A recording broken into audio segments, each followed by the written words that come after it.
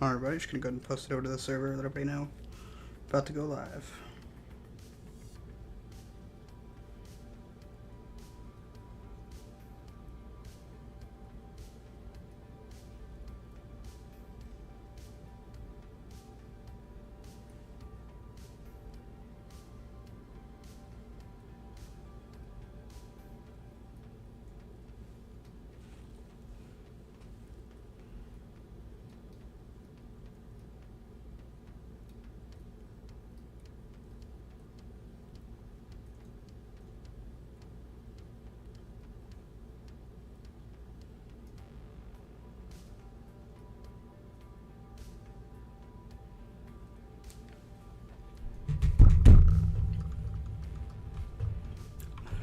What is up, everybody?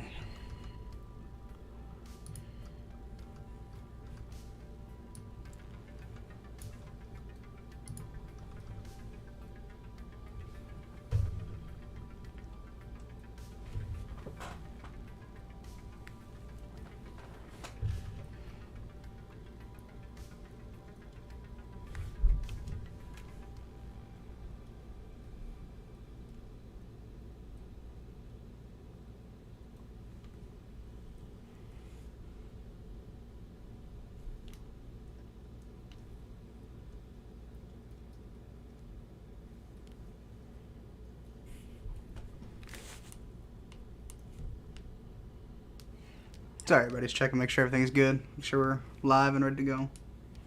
Let me check audio, make sure everybody can hear me real fast. Alright, yeah, I can hear myself. Great. That's horrifying. Alright.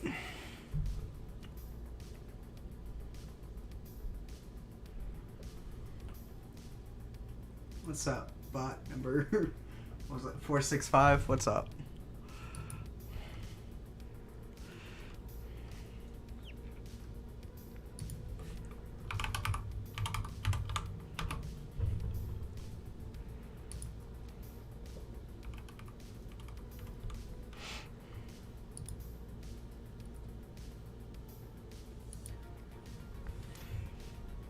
Hey Infinity, what's up? We're just gonna wait a couple minutes to make sure everybody's good, but today's gonna be not too complicated. Hey, what's up? We're just gonna wait the most part of today is gonna be the kind of laying the groundwork, so letting everybody understand kind of what the whole plan of this project is. Kind of showing everybody what the prerequisites are for something like this. There are a few sadly, but let me.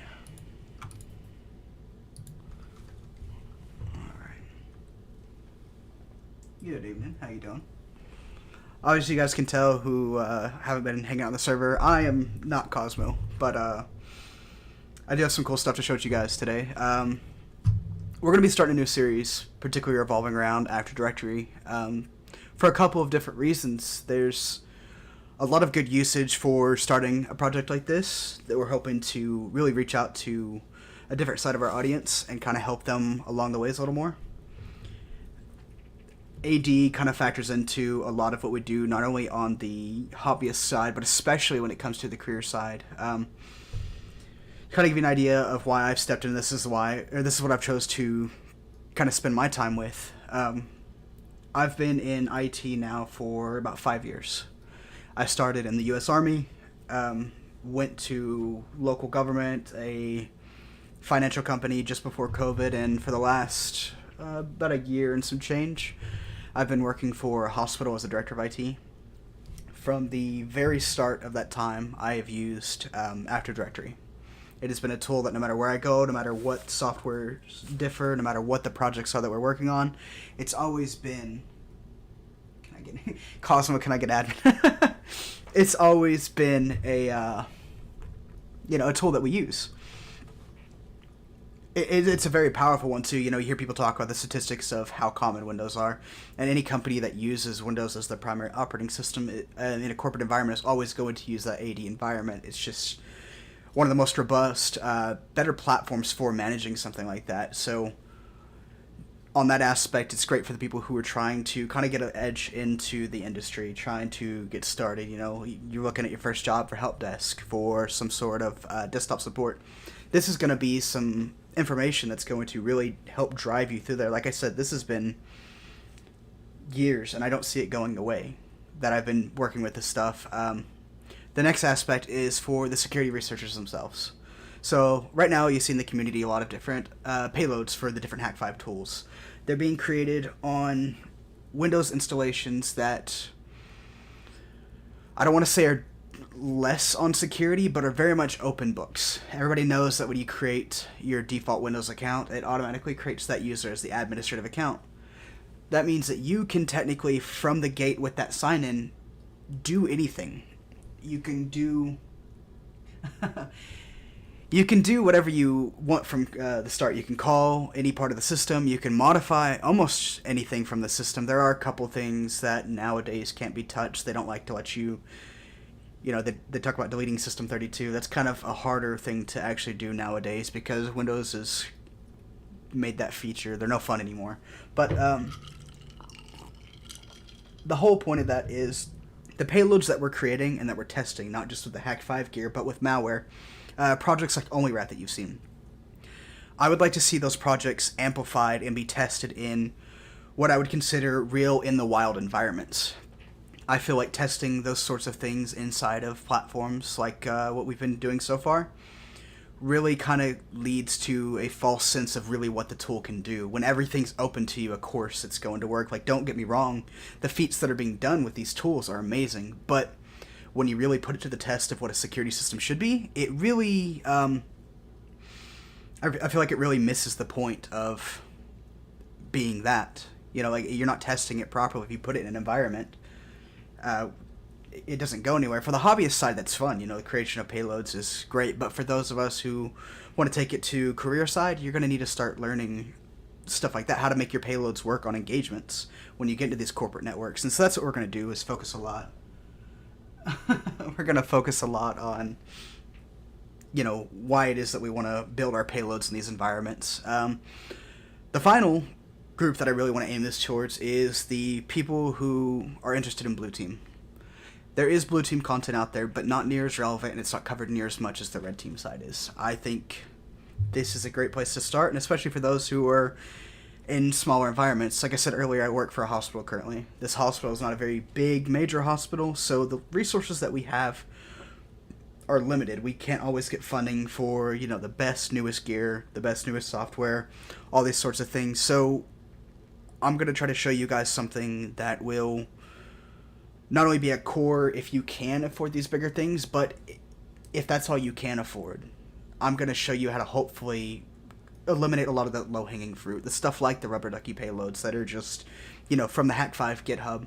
We're going to try to build something out from there. The whole idea behind this series is we're going to start today with the basic installation of Windows AD. Over the next couple weeks, we're going to start covering some of the functionality of it. Stuff like how to do user creation, how to do just kind of generalized admin stuff, how to map things with AD groups, and then later, once we get all that set up and we kind of understand some of the functionality with it, we get to kind of abuse some of that functionality, the stuff that if me and you came in not knowing what was going on and set up this environment like we're going to on this first day, we're going to leave a lot of things open, and I'm going to show you those openings, and piece by piece, as we find these openings, we're actually going to slowly repair it, piece by piece by piece. By the end of it, we should have a pretty good environment, and the end goal is to invite not only Cosmo, some of the other people you're going to start seeing on the channel, and some of the people that we see in the Discord. We're going to invite them into this environment, and we're going to put it to the test.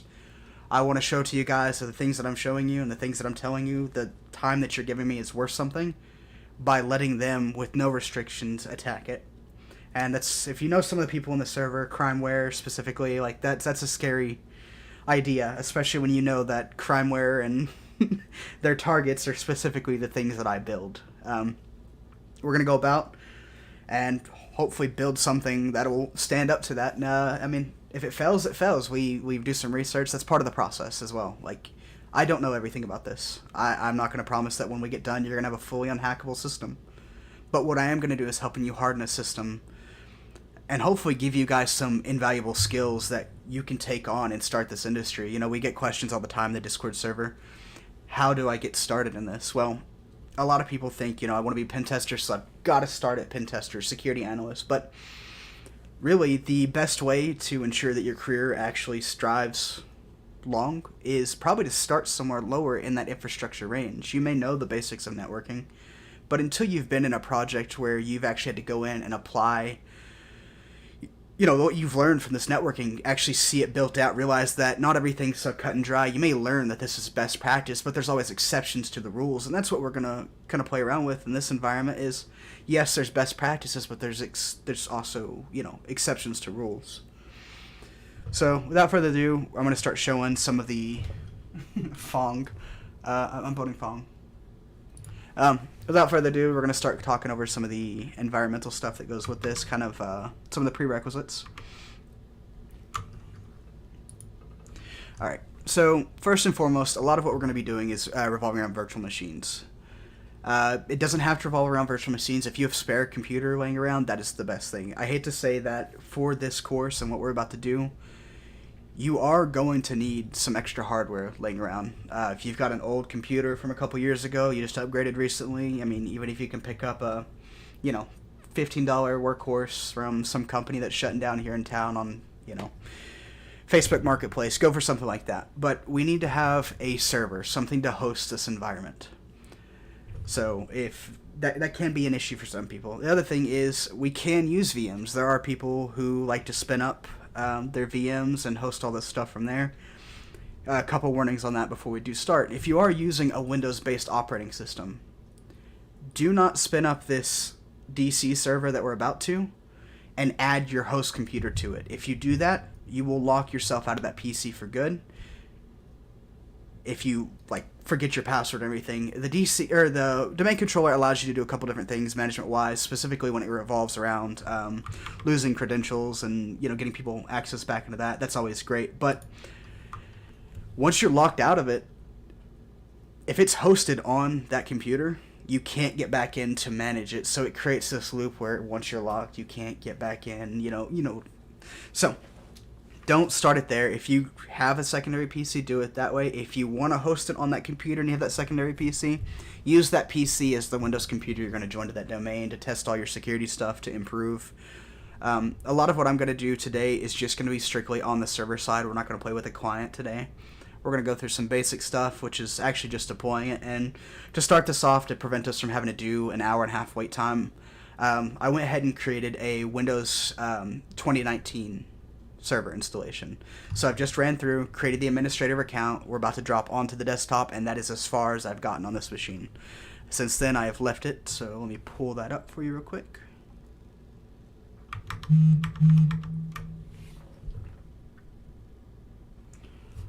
Alright, so it's a black desktop. That's typically standard whenever you go into a remote session for privacy reasons, but as you load up this VM for the first time, I don't know, most of you probably don't have this up and ready. That we will end up posting this stream afterwards, but just for the sake of following along, we're going to go ahead and spin it up. So as you see, a lot of the times when you first log in, this server manager is going to be the first thing that opens. Usually takes a second. You can see any sort of warnings. Looks like there was a service that didn't start. Not a big deal. But this is a blank machine. There is nothing here at the moment. It is a fresh install, actually only about 4 hours old. So one of the first things that we're going to do is start actually setting up the service itself. So if you come up here to Manage, go to Add Roles and Features, go ahead and hit Next, and do Role-Based and Feature-Based Installation. You'll end up automatically seeing the servers here, so select from the pool. Obviously the server's already checked. You can check with that name. I've left it at its default name. I probably should change that real quick before we do that. So real quick, as I'm changing this name because I have to do a restart on this VM, for those of you who don't know what AD is a centralized server that is used to communicate with all these different Windows installations. So say you work in a big company.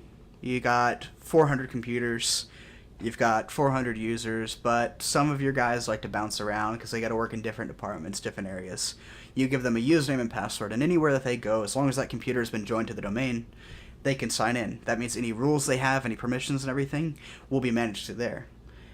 Just about everything within the Windows ecosystem has the ability to be joined to a domain, which means that anything access control related, all the way down to printers, file servers, all these other big things can be combined into this role base, which is what the AD server is essentially is just a giant server that maintains roles, permissions, access, all these great things. But that lies the problem with a lot of the security that exists. It's a centralized hub. It holds everything, which means that if your DC is not, ready, it's gonna go horribly bad. Like, hold on a second. Let me check chat real quick.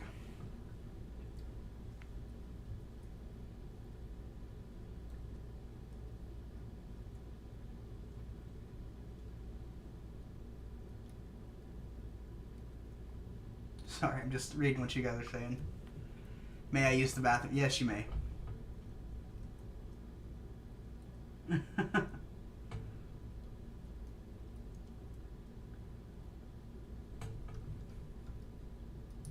guys crack me up. So over here reading this. May I use the bathroom, sir? Yes, you may. All right. But as I was saying, it is a centralized point. It is the heart of the entire operation of what you do. Everything from user accounts, email is even tied into this. Office 365. So the idea is one centralized series of accounts, rules, permissions, all of it that allow everything in one facility to kind of function off of those rules. DC, we're going to do DC1, because we may end up branching into dual DCs later. I just don't know yet. I need to make sure I have the hardware that'll support it, and that I can give you guys the proper knowledge. So it's going to ask me to restart. So yeah, we're going to do a server restart. But while we're waiting on that,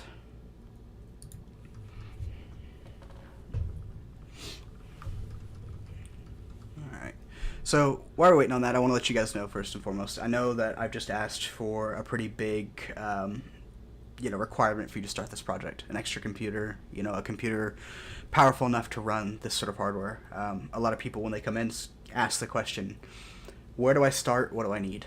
I'm going to be completely honest with you guys. There is no set list of where you start and what you need. Actually, while I'm thinking about it, I want to show you guys something real quick. It's kind of sentimental to me.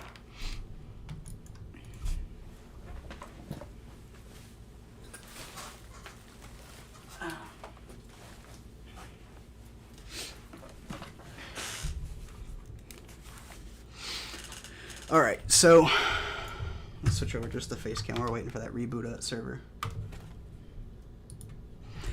So this crappy Chromebook that I have here in my hands is a very sentimental movie because at the age of 16, I first got interested in the idea of cybersecurity. Well, hacking in particular is before I knew there was really a difference. It was a little while after the launch of Watch Dogs 2, the game theorists started talking about the logistics of some of the hacking, and after watching this video, I felt like there was more to understand about it, and I wanted to figure out how doable was this sort of thing.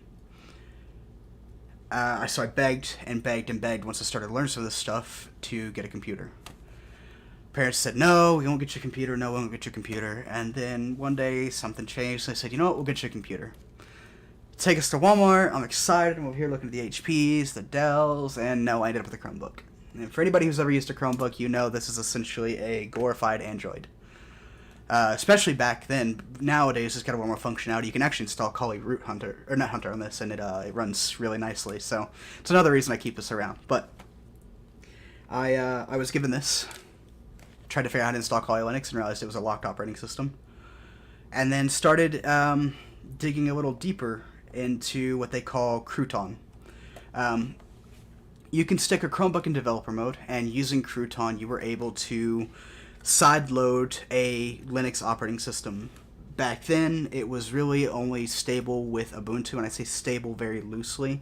I couldn't update it because it required a restart to do some of the updates. So I was stuck on whatever version of Crouton, or whatever version of Ubuntu Crouton had available. And kind of started picking up from there. Oh, sorry, am I lagging? Oh, I hope I'm not lagging super hard. But, okay, looks a little better. But, picked up Linux for the first time, started learning from there, and I spent 2 years on this thing. So, from 16 to the day I turned 18 when I joined the military.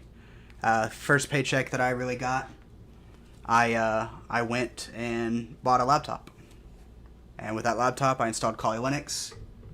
Yep, sorry about that, guys. I'm trying to make sure that lag spike doesn't happen again. But suggest a good roadmap to learn AD pen testing. Well, that's what we're going to cover here too, is that roadmap for AD pen testing. But if you're looking to kind of progress that now, I highly recommend going to TryHackMe. They have a bunch of amazing rooms on Windows and then Windows AD. So I suggest starting with just the Windows permissions first and getting through all that. Then they have AD-based courses, and then they also have labs where they'll actually spin up and allow you to not only attack just an AD server, but actually a small network, an AD server, a couple devices where you actually get to abuse the different permissions that are within there. And that's some stuff we're going to kind of cover here. We're going to create a miniature version of that, not so premium, but the end goal is going to be for the hardened server. I really don't have the infrastructure that TryHackMe does. Like, I've got quite a bit kicking around for me to use. It's just not near the quality that a, big business has like that. But the reason I bring up this story and I show this Chromebook is because this thing was the worst device I've ever owned. It was the shittiest thing I have ever had to hack off to this day. And honestly, I wouldn't give up that time I had with it, because that requirement for me to dig into it, for me to make it work, that exploration is really what put me here. But it also really sparked that want for me to push me further in this industry, and it's put me to where I am now. When I joined the military, I didn't start as IT. I spent my first year and a half training to be a human resource specialist, and I got the opportunity to go work with an S6 shop. For those who aren't military, it's just essentially a fancy way of saying a bunch of IT guys. We worked on radios and cables, basic IT stuff. I got my Security Plus while I was there, but this device right here is what kicked it all off. Now, I've taken up enough time. I'm pretty sure that server has been booted back up, so let's get this back open real quick. We're going to go open main window. Let's grab that IP again real quick.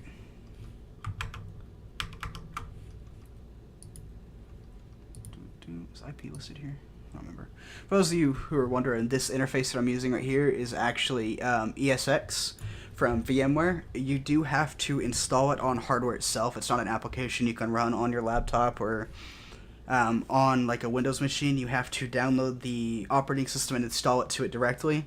It creates a web interface like what we're looking at now, and then from there you control all your VMs from here. So if you have that opportunity, by all means, this is a platform I highly recommend. It's actually what I use for my work environments too. It's what I run all my servers off of, and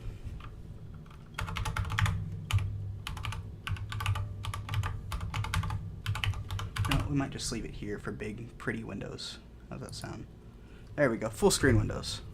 Let me switch back over to the AD. Yep, we can't see. Yep, just realized that too when I looked over and saw my face. Sorry about that. Alright, we are going to be back on Windows. You can see here in just a second, it's going to prop up that server manager again.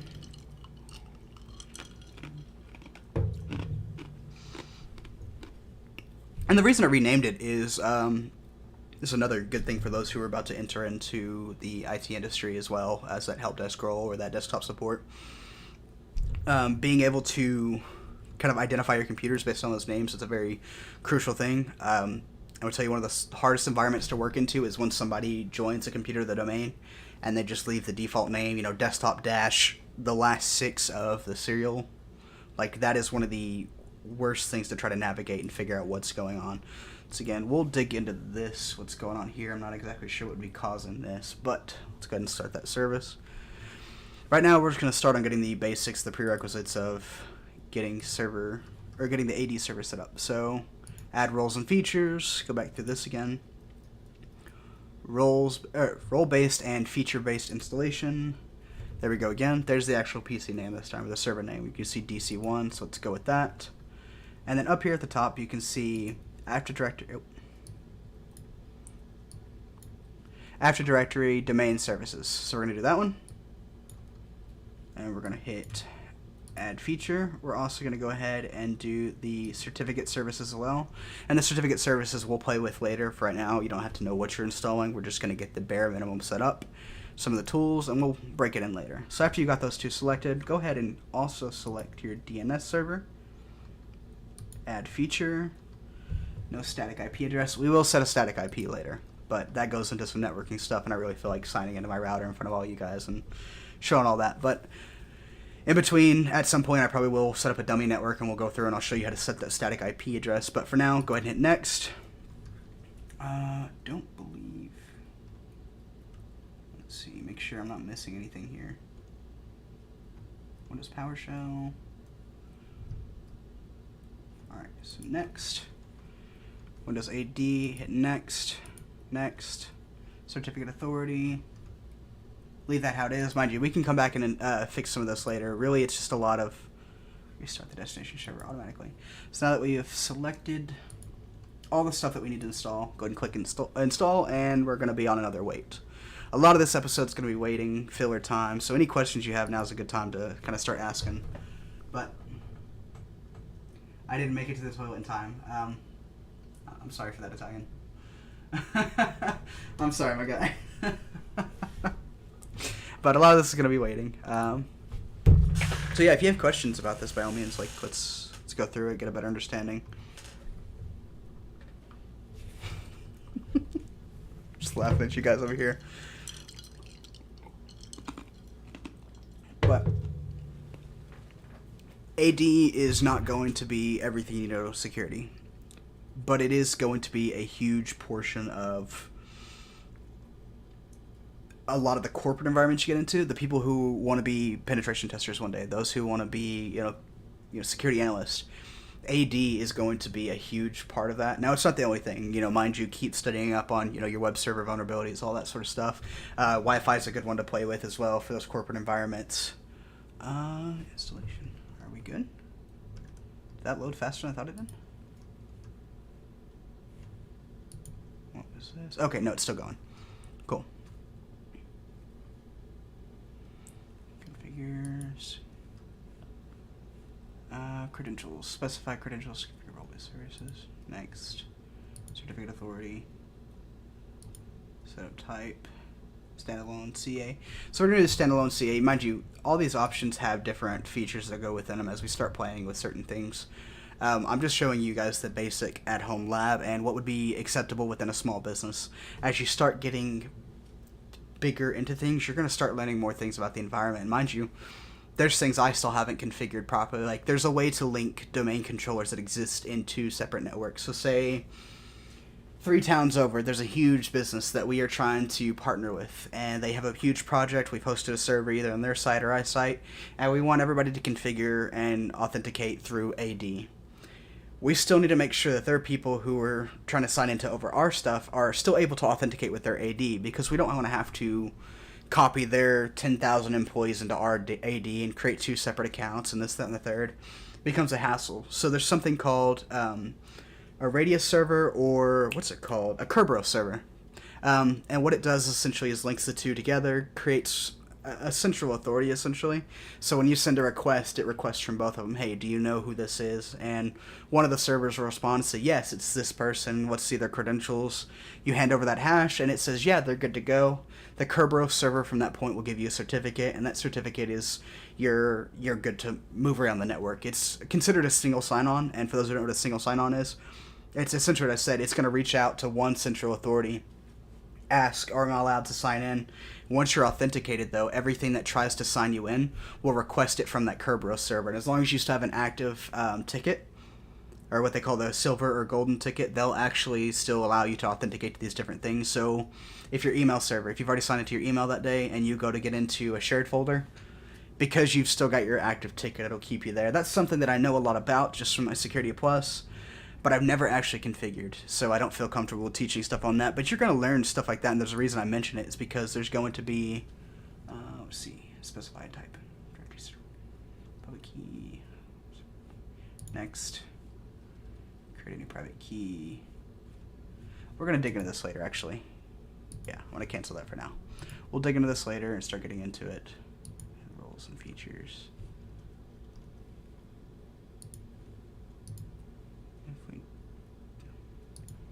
Post appointment configuration. Add domain controller. Okay, so this is going to be the next big step for it. It loaded a little faster. So this is what we're going to create, what we call a forest. So in an AD, the way that it maintains everything is through these little groups called forests. You can link multiple forests together. Add a domain controller to an existing node. We're going to create a whole new forest. Or actually, add a new domain. Yeah, create a whole new forest. So what do we want to name this root domain? For us, how about we call it allsafe? How's that? We're going to do I need to do the .local? I think I might. Next. So it creates these little groups called forest, and the whole idea is a forest is just the group of rules itself. So you can create one domain controller with multiple forests. So like if you wanted to create a forest specifically for, allsafe admin, allsafe finance, allsafe, medical, whatever you want to do, create these forests, create these rules that apply to everybody. Defaults does Windows. Security. So Windows by default has a couple security defaults that are standard. So the cool thing about it is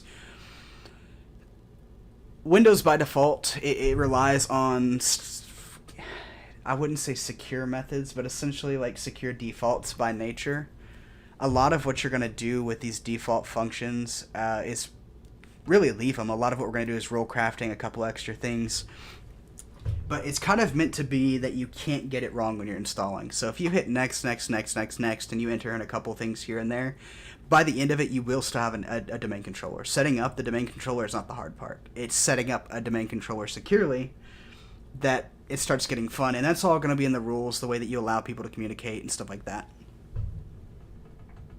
Let's see, make sure I'm not missing anything. How should you... So that's a question over in the chat was, how good should your network knowledge be to fully understand AD? So to give you guys an idea, I know basic rudimentary networking, but that wasn't until just recently that I really started to grab this. The way you need to understand networking in the sense of ADs is that everything has an IP address. When you set static IP addresses for when you set IP addresses for servers, they need to be static so that way all your computers know how to reach out. You can always leave your computers that are not as important, your laptops, your desktops that are day-to-day. You can leave those on static IP addresses as long as... under static IP addresses, I'm under DHCP where they'll grab an IP address. Can't think right now. I probably should stop drinking as much, but here we are. You can leave them to grab IP addresses if you're not as specific, because when you join it to the domain, it's already kind of encoded not only into the installation, but into the DNS, which is something we'll show later. I don't know if you guys saw, I did actually install the DNS server earlier. We're going to start configuring a cool couple of things. The certificate authority specifically in the DNS server, we're going to combine those to start giving names to IP addresses for specific servers. So if we want to set up a file server with a particular name, we're going to not only name it that function, such as allsafe-fs for file server. We can name that computer that, but unless we create a DNS entry for it, we can't do anything with it. And we also want to give it a certificate for it to be able to communicate securely. So creating both of these, the security, or the certificate authority and the DNS server will allow us to do that. The cool part about it is once you create a computer, or once you add a computer to Windows domain, it kind of stops thinking for itself. It always is checking the domain controller. Anytime it tries to make a move, it's always asking, hey, am I allowed to do this? Is this user, do they have the permissions for it? So that's why it's so kind of crucial that we set up certain things in a particular way, is because it really is crucial to how it... Sorry, I got distracted. Saw that. You can leave these at 2016. We gotta set a password here in a second for restoration. But it stops really thinking for itself and starts requesting every little bit. You try to join a printer once it's been added to the print server. The printer no longer thinks for itself. It gets told, hey, check here. Well, I mean, you can still connect to that printer directly, but the way it works is you would disable a computer being able to reach out to that printer itself. It would still be able to add the printer to itself, but if it tried to send a print job, it would ask the domain controller first, hey, can I print to this printer? And the domain controller would say, hey, I don't recognize this printer. No. But if you requested access to the printer from the domain controller every time you sent it off, it would check that print job and say, yeah, sure, you can send it off to, lab printer 123. So real quick, I'm going to set a password. Let's do something super secure, okay? Password. No.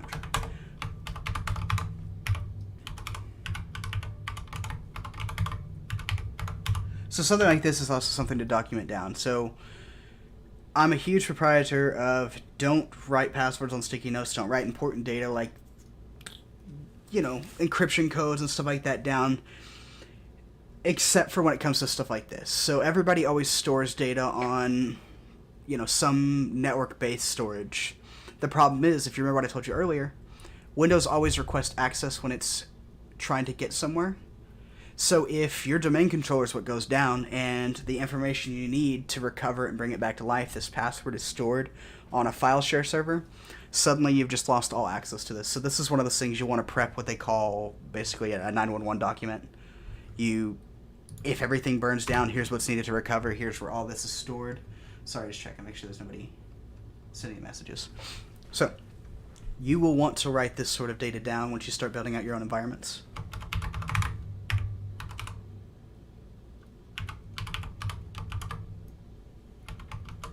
Oh, I am.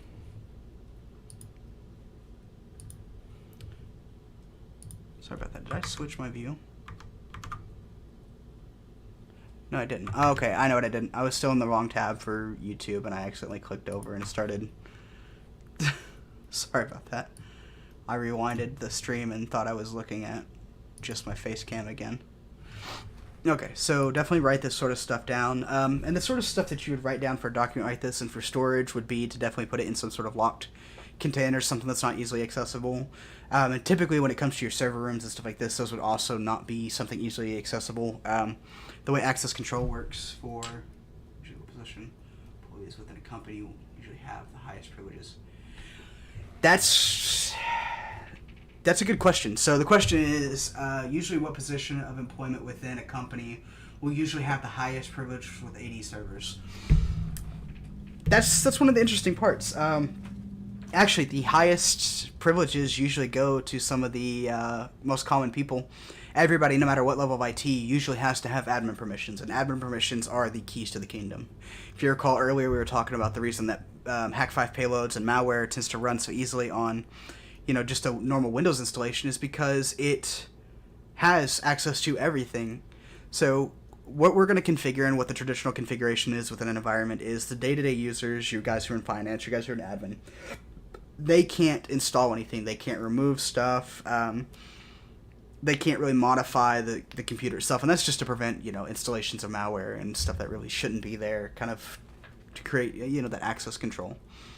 To do any of that, you have to have admin credentials. So that means your desktop support level 1 who just joined the company, whose job is to go and fix printers, who has to install drivers, he has to have admin permissions. That means that you've got it there. The guy who's working on, like, my level, where you're a director of IT and you're in charge of everything from the top down. That means every server installation, every user that exists, every permission that's crafted has to be done with admin permissions. So that always goes down. But one thing we're going to talk about later is actually the separation of admin. There's a couple different types of admin. We're really only going to cover 2 during this because we're doing a single local installation of an AD server. It's going to be local admin and domain admin. So domain admin has the ability to alter the rules within the domain controller, but a local admin can do that installation type stuff that we were talking about before. So we kind of step into a weird area where we kind of are dealing with more than one admin, whereas traditionally whenever you hear, gain root or gain those top permissions, it's one role that gives you all of that. But we'll cover some of that in the role separation as we start going. I'm going to, really quick before I completely run out of time, we still got plenty of time, but there's quite a bit ahead. So that we don't run out of time, I'm going to go ahead and get this entered in real quick.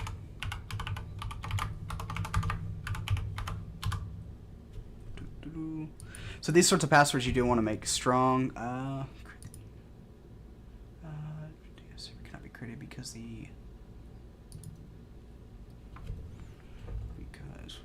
Okay, so we're going to skip this for now. This goes back to the DNS stuff. We're not really going to touch the DNS today.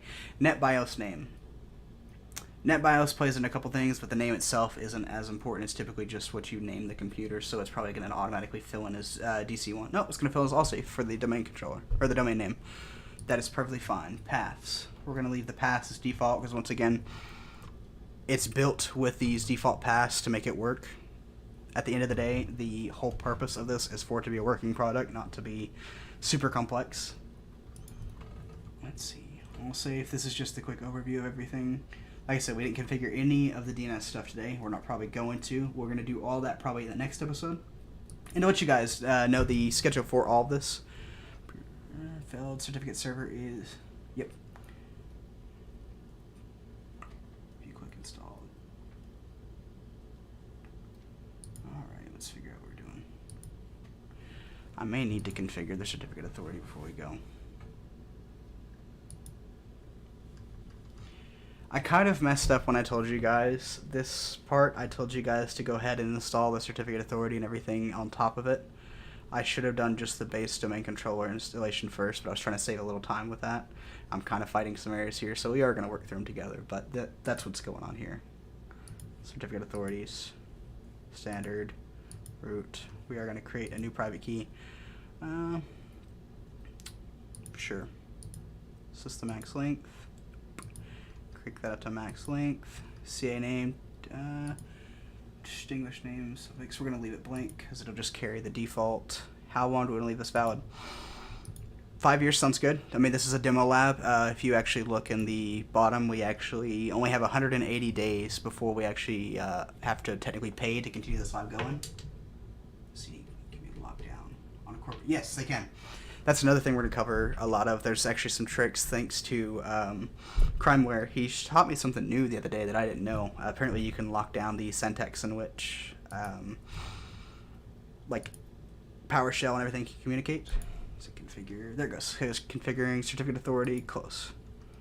Previous, next.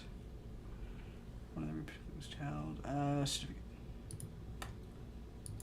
Looks like we may start from scratch on this one, that's fine.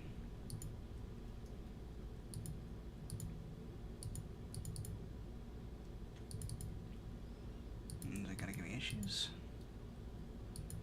Task. It's gonna give me issues. That was my bad. Wrong button. That would have been bad. If you guys can't tell, this is my first time really getting into a situation like this where I'm showing what's going on. I've done this for a couple years, but I've never really shown anybody how to do it. It's kind of a new thing for me. But we're going to stumble and figure this out all together. You will see me make mistakes. Like I've told you, I am not a master at this. I did not know everything there is to know about this by any means, but we will all figure it out together as we go, continue to build a great environment. Trying to see lately, it's a good language to what is your opinions on? I don't want to speak too much on the programming language side on that, simply because I don't know much programming. I can get through it, Python, basic stuff like that, but some of the best people you're going to be able to reach out to for stuff like that is going to be Cosmo and Crimeware. The two of them are absolutely exceptional when it comes to stuff like that, especially Crimeware. Crimeware has got some amazing knowledge when it comes to just how in-depth you can get when it comes to these languages and the things like how you run it native, what you do. Sorry, I'm not paying attention when I'm typing this password. Some of the stuff that he mentions whenever he's doing this, from a blue team standpoint, the idea of defending against somebody like him if he was on my network, it honestly terrifies me. If you're looking for, you got questions, you're looking for somebody to ask those sorts of things to, Crimeware and Cosmo, definitely the two best people to reach out to. They'll be over on the Discord server. Cosmo should be in the chat. But Crimeware's a little harder to get a hold of, but by all means, a very nice, approachable guy. He'll get to you when he can, so.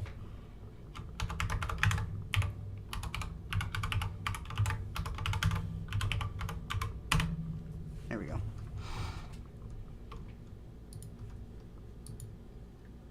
I'm gonna let it load. Takes a second usually to grab all the rest of the stuff that's still going on, so come here.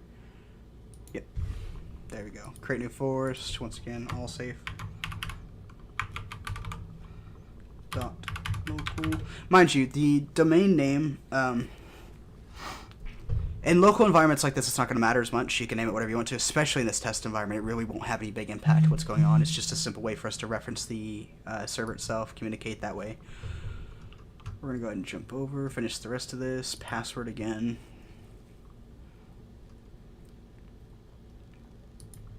I guess a lot of this process, too, is just waiting. It's really just follow the instructions. I should have done the other one first. I started it, and I didn't want to go through it, but we're going to.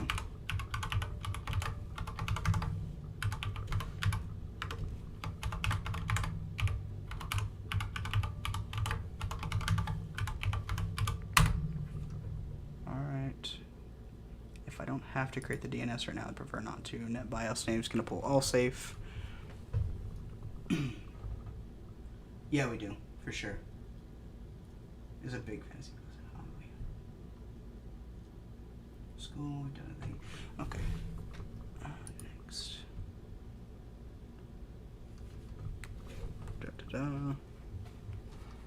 All the defaults, once again, we've already gone through most of this. Make sure the prerequisite check. And where do we fail this time?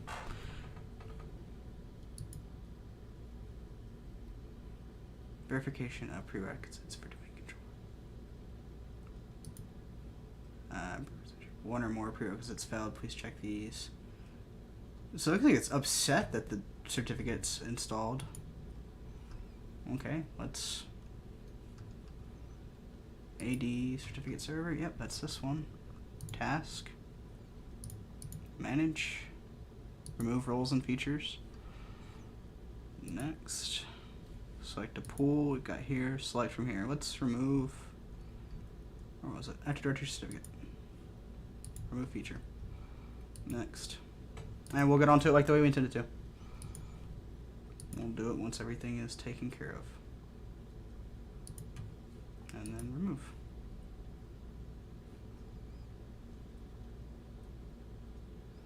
Just gonna wait for that to load again. For those who missed the podcast, yeah. And for those also who are here in the chat for the first time, the Discord server is also a great place to jump into. We hang out there all the time, work on a lot of cool projects. Cosmos actually got this really cool one he's been working on doing. I'm not going to say too much about it just because that's his project. Don't want to steal his mojo and what he's got going on. But it's definitely an amazing project to take a look at. Configure required turkey mode services. Is it just going to work now? Because I